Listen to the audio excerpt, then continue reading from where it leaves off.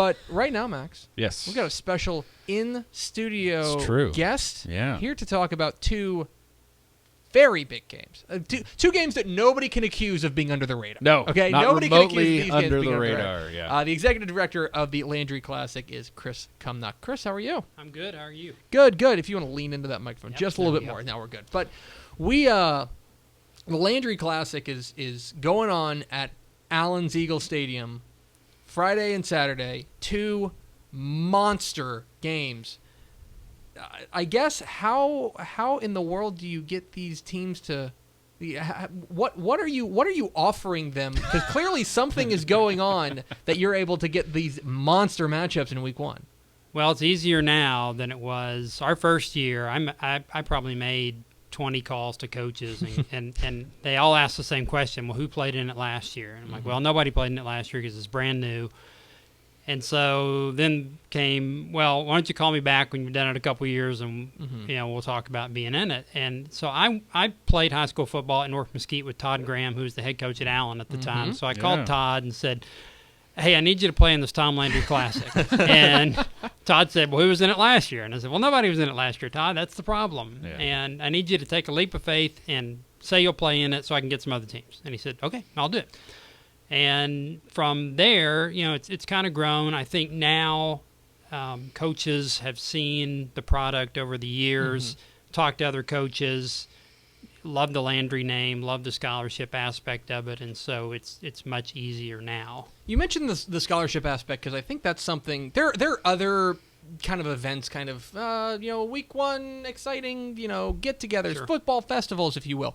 But to me, and correct me if I'm wrong, but the thing that sets the Landry Classic apart is the scholarship aspect, because you guys are really doing some, yes, there's great football games, so I'm very excited, but then there's also another element to it. Absolutely. Well, we try to work with the band, the drill team, and the football booster clubs and help them raise money by being in the Landry Classic. But in addition to that, each year, the participating teams, all of the kids that are seniors that year that are involved in the game, so it's football, drill team, band, cheerleader, student trainer, mascot, you name it, they're all eligible for a Tom Landry Classic scholarship. And we base those scholarships on community service work, academics, and leadership. So you can be the third-string punter and be as likely to get one as the starting quarterback. And to date, we've given away $960,000 in scholarships. And so at our banquet for this year's Landry Classic, which will take place next spring, we'll go over the $1 million mark. Wow. Rather remarkable. And these games are going to be at Allen's Eagle Stadium. I know that how long have you guys – is this the first year you guys are going to be in Allen, or have you been there? No, this will actually be our third year. Okay. We played our first two at Mesquite Memorial, and then we moved to SMU for years. And then we moved it from SMU to Allen 3 years ago. Yeah, because I remember it being at SMU. That's where I kind of got my first taste of the Landry Classic, which has always been just such a premier event and such a well run event. Some of these events I've been to that are just not. This is very, very well run and great games to boot. The opportunity to play at Allen Eagle Stadium, I imagine, is pretty exciting. Kind of the preeminent high school football only stadium in the area. Right, and we get a lot of great feedback from teams that love to play there. For us, it's ideal. I loved being at SMU. I loved everything about it. What made it difficult on us was the parking situation over there. It's very difficult to park. And then when you have teams like Allen that bring the Allen Escadrille for 27 buses for the band. Right. I mean, it becomes... There literally is not a place for 27 buses. No, there's not. You could have 0 cars, and there still would be no place for the 27 Absolutely. buses. So that made it difficult. And with SMU not being able to guarantee us that first weekend, so then when Allen was built, our company sells the corporate partnerships at Eagle Stadium anyway. So when it was built, it's got 5,600 dedicated parking spaces. It's got 2 locker rooms that are identical, so that you're not giving anybody something better than what the other team has. So it just has a lot of advantages logistically, and then like you said, it's the top high school stadium I think in the country. Yeah, it's pretty crazy. We're joined by Kris Cumnock, the executive director of the Landry Classic. It's LandryClassic.com, is that right? Yes, TomLandryClassic.com. TomLandryClassic.com for information. But I do want to ask you, you've got two mega matchups this week.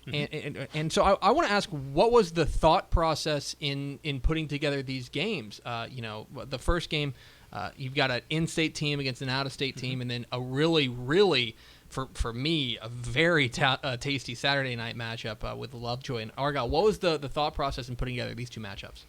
Well, with the first one, we've never had a team from out of state.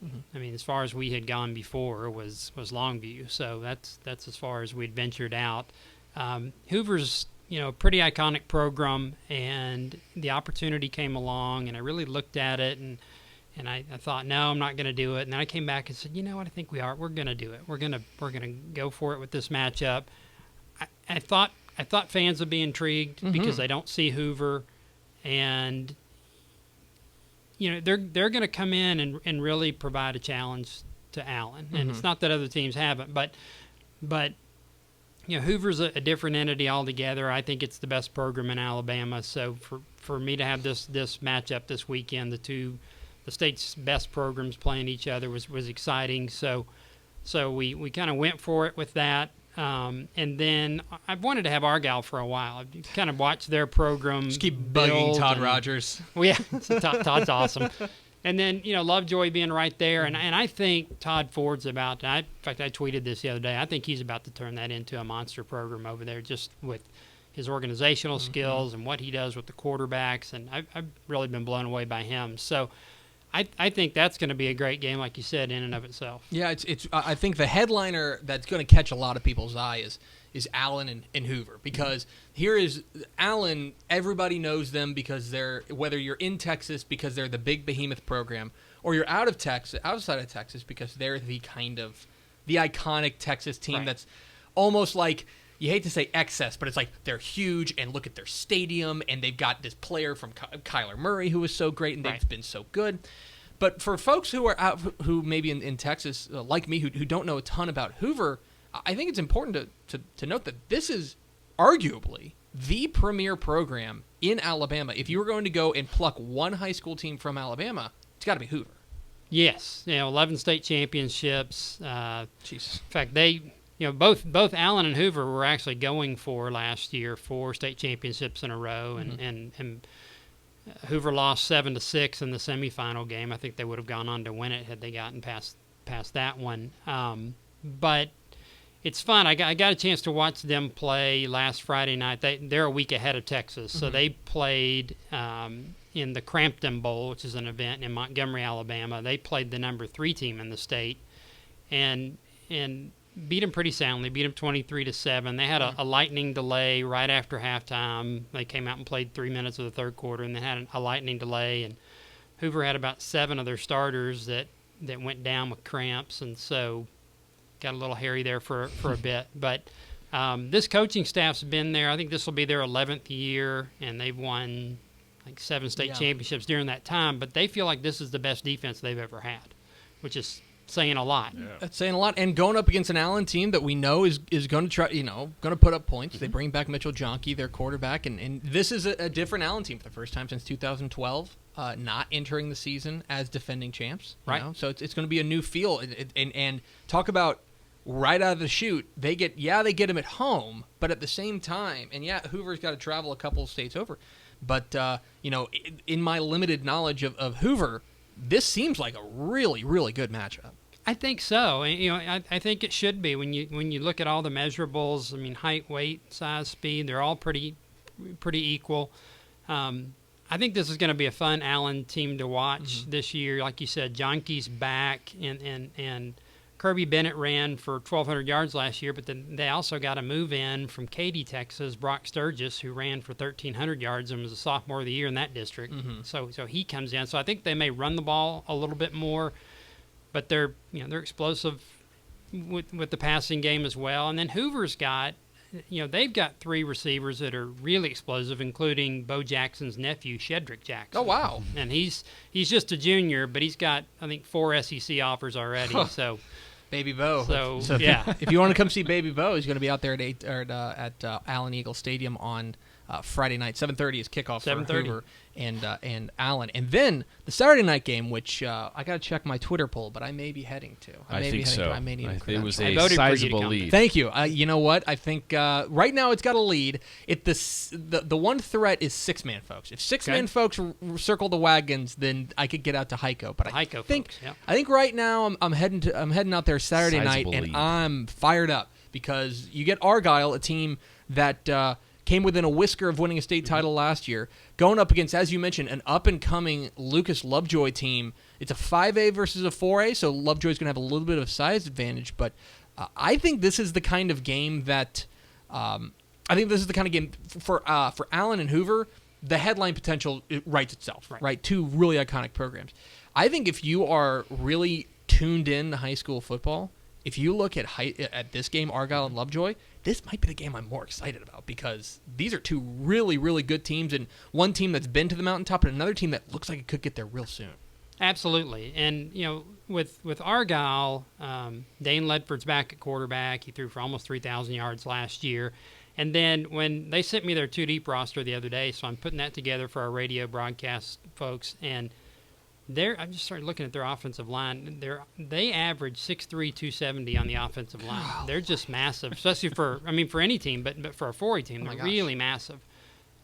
So they're going to be able to run the football. Ledford can throw it, we know that. And then Lovejoy, they're going with a sophomore quarterback, Carson Collins, who I think the other day I saw the 2019 national ratings for quarterbacks, and I think he came in at number 8. Wow.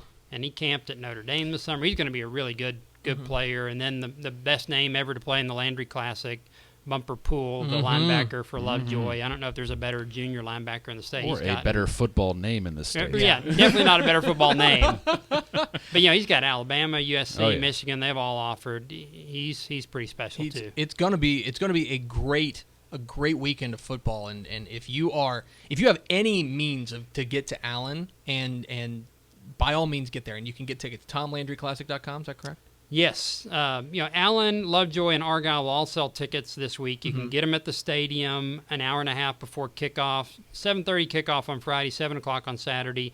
Or if people want to go to our website and call our office, if they'd say, look, I can't get out to Allen or any, we'll sell them out of our office. So well, because the thing, for me, look, Allen fans are going to show up. Allen could be playing the Little Sisters of the Poor, and they'd show up, okay? Allen fans are going to show up. Argyle fans are going to show up. Lovejoy fans are going to show up. I think you're going to have a ton of fans from, who are unaffiliated, who are just these are great games, and I can get 2 of them at this stadium. I feel like that's where you're going to have a real increase in attendance. Well, I think you're right. I got 2 calls this morning. The first one was a lady in Boston. There's 4 people flying in for the games. I said, you had to have gone to one of the high schools. She said, no, we've never experienced Texas high school football. We saw something on this, so we're flying in. We're going to go to both games. Awesome. She just wanted to know, though, if she got there by 4 on Friday, would it be a sold-out already? So she wanted to be guaranteed tickets. Smart. And then we've got a guy called from Oklahoma this morning. He and 7 of his buddies are driving down, and then we've got 2 people that called yesterday from Louisiana that are driving in. So I think I'll tell you that there are tons of great Week 1 games. Now I get those emails too I'll get emails from people who are like, hey, I want to come experience Texas high school football. I'm going to be in town such and such weekend. What game should I go to? I try to throw one out there. I will tell you that if you want the Texas high school football experience, I don't think you can do much better than what's going to go on at Allen on Friday night and Saturday night. He is Kris Cumnock. He is the executive director of the Landry Classic. TomLandryClassic.com for more information, and good luck with the event. I don't think you'll need to worry about having good games. No, I don't think so. And I appreciate you guys. Nobody does it better than you guys do, so I appreciate you having us. Well, hey, we sure appreciate it. Thanks, Kris. All right, appreciate thank you. There you go.